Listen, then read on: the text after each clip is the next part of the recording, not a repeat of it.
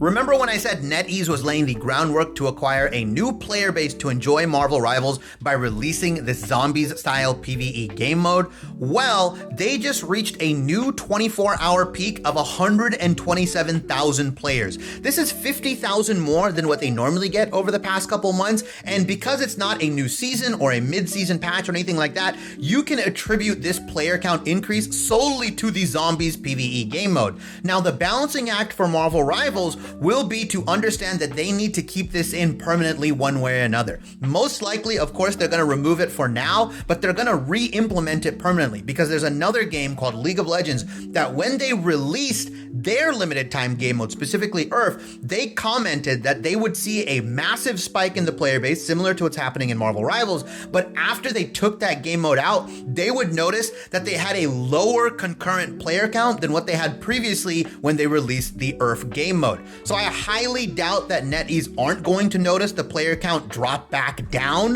when they, eventually take off this zombies game mode away from the rotation. But surely they have to be cooking more than just zombies. I think the absolute creativity that they can have with stuff like the Ultron bots, they can do the Avengers like invasion scene, they can tie it to different movies. I suspect that they're gonna do something that's gonna tie in with the Doctor Doom movie, right? That's coming in with the Avengers, the whole, thing that's happening in the MCU at the moment. I'm sure they've got something planned tie in with that because they've already done it with the Fantastic Four. They're already doing it with the TV show Marvel Zombies. Like, this is very, very clearly a way for Marvel to essentially expand their marketing for their other stuff via this video game. And I'm really happy that they're being involved so much, right? I like that this is still a competitive game and that there's balancing and it's a video game, but they're tying in other Marvel events and other big Marvel things into the game. And I think they're going to continuously do this. There's a very real market for this PvE game mode, clearly shown by the player count increase, whether it's returning players